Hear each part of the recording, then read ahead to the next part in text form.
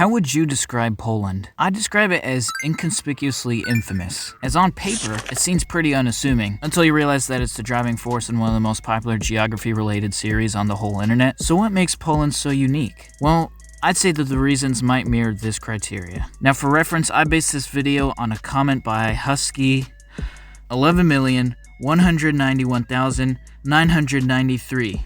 And I actually like this criteria, apart from box 3. Often best remembered for the infamous war? That's a bit hard to measure. What people best remember of a country is kind of on a case-by-case basis. So how about borders have been heavily altered due to war? Because I feel like that's what they were going for. And there's countless examples for this, but I think the main one that a lot of people know about is World War II. But before I get ahead of myself, let's quickly overview the other two boxes. The first box is very religious and or patriotic. And that has to do with the fact that pretty much since the inception of Poland, it has been intertwined with its religious identity, like the baptism of Duke Mieszko during the medieval days, or even later in the 1800s when Poland was known as the Christ of Nations, as the dissolvement of Poland as a state at the hands of the Russians, Germans, and Austrians was seen to be as a martyr, although was bound to rise again. Speaking of being dissolved by other nations, let's move on to box 2, where it's difficult relations with a large neighbor. I think the only change I make to that is to make neighbor plural, as pretty much every neighbor around Poland has or had difficult relationships with the country. So you can take your pick for that one. You know, there's a famous meme among Poles, and that is that the white stands for honor, the red stands for sacrifice, and the blue stands for loyal allies. Alright, pretty good criteria, right? I even snuck a meme in there in the last minute. Let's move on to the first pick.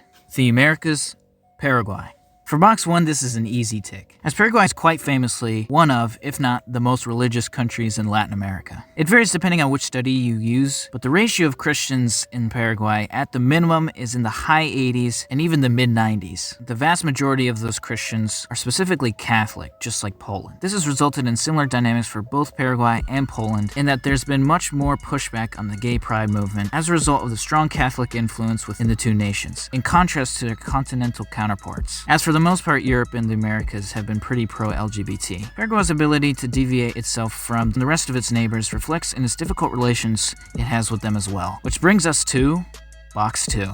Which, like box 1, this may be an even easier tick, as Paraguay has fought pretty much all of its neighbors at one point in time. However, the most devastating war was easily the Paraguayan War against Brazil, Uruguay, and Argentina, called the Triple Alliance, ironically enough, not to be confused with the European Triple Alliance. Anyways, 60% of the male population in Paraguay perished as a result of the war, leading to the legalization and even encouragement of polygamy in order to recover from their population loss, which was a tough pill to swallow for such a deep-rooted Catholic nation. So as you can imagine, there's a lot of bad blood between the countries of the Triple Alliance from that point forward, leading to this very secluded society, with an example being the fact that Paraguay is the only country in the Americas to have a majority of the population speak a native language, native as in like Amerindian. There's so much more I could talk about in terms of Paraguay's interesting culture, but we should move on to box 3, which explains more of the Triple Alliance War. Box 3. Yeah, it really cannot be stressed enough how badly this war hit Paraguay. Not only losing more than half their population, but also losing 40% of its territory too, just like the many territories Poland lost over the years. They would regain some of their territories in later years, but it's still not reached the size it once was. Wait, was I talking about Poland or Paraguay there? I'm only kidding. If it isn't obvious, this is a very easy tick completing all the 3 boxes. So that started out pretty strong, right? Let's see if the next entry can match Paraguay. Africa, Sudan. For box 1, although we don't have a perfect match for Catholicism like we do with Paraguay, this is still a strong tick in terms of religiosity, with the spread of Islam into Sudan beginning roughly around the 7th century by Arab merchants. But nothing would become official until 1504 with the Funj Sultanate and a certain Amar Dunkas, who was the first ruler of this kingdom. What's interesting about the Funj is that it was a kingdom that still embraced pre-Abrahamic African traditions when, especially at this point in time, was bold, since most other surrounding regions had aligned themselves with Islam or Christianity. Now, when Dunkas came to power, he quickly converted the kingdom into an Islamic sultanate, unifying a kingdom under one religion that wasn't widely practiced, as the Funj kingdom was still a traditional pre-Arab African society, merely with a Muslim exterior. Nonetheless, this still allowed them to align with the hugely influential merchant class, who were predominantly Muslim Arabs, and also put the region on better terms with the Mamluks and Ottomans. Just like how Mieszko I, who was also the first ruler of his land, too made a political decision to convert convert his state to an Abrahamic religion as well. As like the Funge, Poland in practice was still very much a traditional European pagan state, and weren't really buying the whole Catholicism thing yet, at least towards the beginning. Either way, courtesy of the Duke's baptism, made an alliance with the Holy Roman Empire and the Pope, which gave Poland recognition and protection when they would have been vulnerable to neighboring Germanic tribes. No matter the intentions of Amara or Mieszko, religion is ultimately what aided the inception of these kingdoms. Over the years, particularly in the 1700s, Islamic values in the Funge Sultanate was taken more seriously, as the aforementioned merchant class became more powerful within the state, effectively making the traditional African monarchy irrelevant. As it should come as no surprise, this caused tension between the two powers, leading to infighting, civil wars, and a weakened kingdom, making it more susceptible to being conquered. And in the 1820s, that's exactly what happened, as Egypt, with a much stronger military with modern firepower, didn't break much of a sweat on their conquest, which was soon to be what we would know as Sudan, which kicks off the long and complicated relationship between Sudan and Egypt. So let's move on to Box 2. Easy tick. When the Egyptians conquered Sudan, Egypt themselves were a colony of the Ottoman Empire, although this land was not treated the same as Egypt. In fact, Sudan really only ever existed to be a property of an empire, and the borders drawn disregarding any of the pre-existing ethno-religic divides, which will be important later. But yeah, the occupation for Sudan was mostly being utilized for the trans-Saharan slave trade. Now the borders, as you may have noticed, aren't the ones that we recognize yet. That won't be until the British come in and make the Sudan a condominium, which basically means that Egypt and Britain jointly own this land now, a co-ownership of sorts. But after the decolonization of Africa, Sudan now with its borders has an issue. You see, the word Sudan doesn't necessarily refer to a specific tribe or region. As example with the fact that the precursor state to Mali was called Sudan too, and even the entire Sahel region was called Sudan occasionally. And that's because the word Sudan in Arabic literally just translates to land of the blacks. So the Anglo-Egyptian colonizers who confined the shape of this state took no consideration into the fact that the south was predominantly Christian and the north was predominantly Muslim, inadvertently leading to the current situation with South Sudan, which for obvious reasons is another neighbor that they have difficult relationships with, which came about due to a civil war, which, hang on a second, that leads me to Box 3.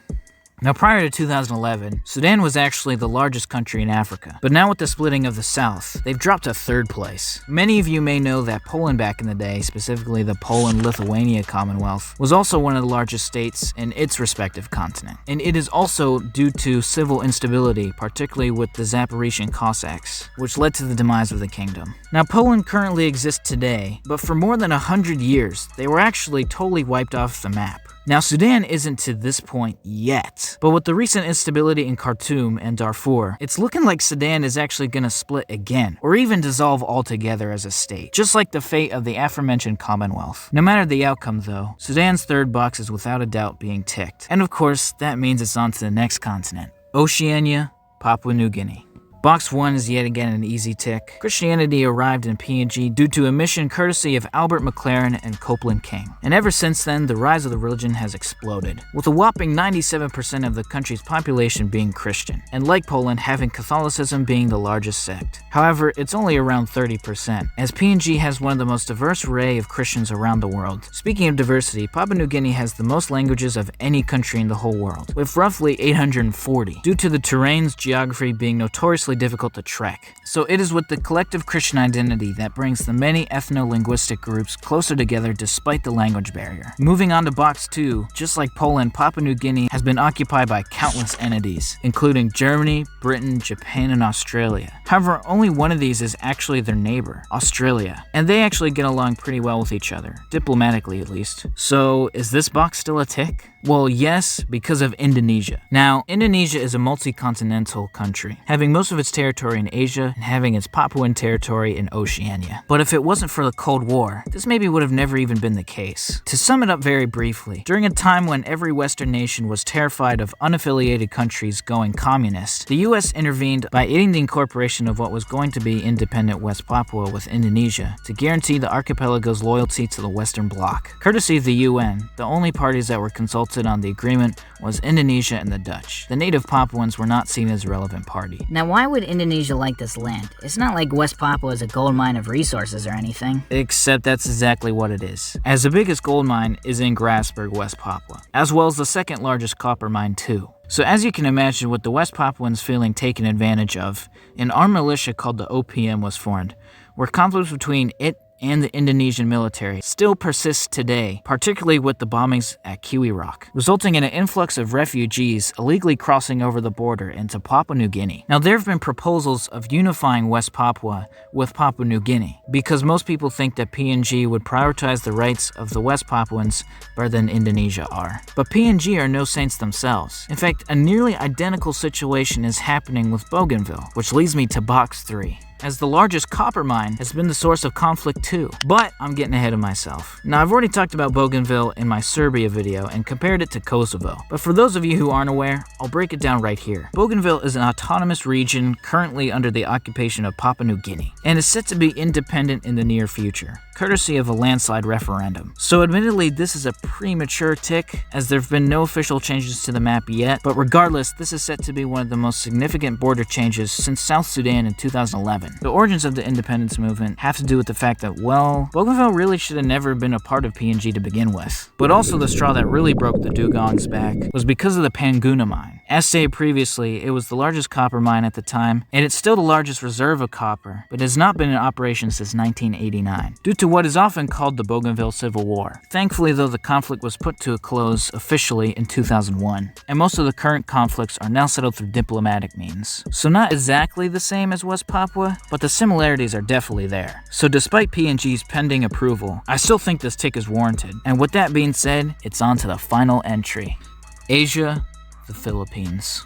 Box 1 is an easy tick, as like Poland, Catholicism reigns supreme in the Philippines, the origins of which actually marked their 500-year anniversary, with the arrival of none other than Magellan himself in 1521. You know, the Portuguese explorer who was the first to ever circumnavigate the globe. Or how about Miguel Lopez de Legazpi, the Spanish conquistador who was the first governor-general of the archipelago, who established the church as the nation's central religion. Just like how Poland's inception of its nationhood was intertwined with their Christendom too. The role that Catholicism currently plays in the Philippines is also not too far off from Poland too, as both countries share an aim for social conservatism, heavily based on Catholic doctrine. For Poland, you have the pushback on the LGBT movement, which I brushed upon in the Paraguay entry, particularly with the self-proclaimed LGBT-free zones in the lesser regions of Poland. And I imagine that you can infer with that information that same-sex marriage isn't recognized either, and the same is true for the Philippines as well. The Philippines, however, is a bit more socially accepting to the LGBT, but as far as the government is concerned, the pushback still stands firm, and will likely for many years to come. As you have to consider the fact that not only has same-sex marriage not been legalized, but they're also yet to even legalize divorce. Other Western progressive movements that have also been met with resistance would include abortion too. For the Philippines, it's completely illegal, and for Poland, it's only legal under strict conditions. Ironically though, I said Western progressive movements, yet sort of the head honcho of the West is the United States, and with the overturning of Roe v. Wade, maybe it was them who were a step ahead all along. Regardless, the outspoken nature of Philippines with its interconnectivity of the church and state has feasibly led it to being an outcast among its Asian counterparts, which segues us into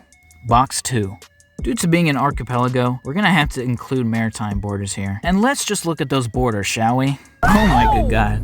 What is that? Yeah, sometimes the map just speaks for itself. Pretty much every country listed here has a difficult relationship with the Philippines for this very reason. But as you can imagine, the main one is China, which again very much mirrors Poland, especially historically, with China serving as Poland's Russia, and Japan serving as Poland's Germany, which is really fitting because both of those parallels were allies during World War II, so it's also accurate within the timelines too. Yeah, with Poland and the Philippines, they both definitely have the aspect of being the punching bag of their continent. They have no real allies. The few allies they do end up having just end up trying to conquer them later, and that could be even applied to the president too. So with all that being taken in consideration, this box is definitely a tick. Let's move on to the final box, Box 3. So the thing with the Philippines is that it actually had most of its border changes be in the positive sense. Unless of course we talk about maritime borders with the Spratly Islands. Then yeah, it's not looking too favorable for them at the moment. But with all due respect, those islands pale in comparison to the long list of territories that Poland has lost over the years. So this box is a tick, but definitely not a strong one. It makes one wonder if this will hinder its chances of being the #1 pick, because it's time to rank the countries. Well, I know who's gonna be at the bottom, and that's Sudan.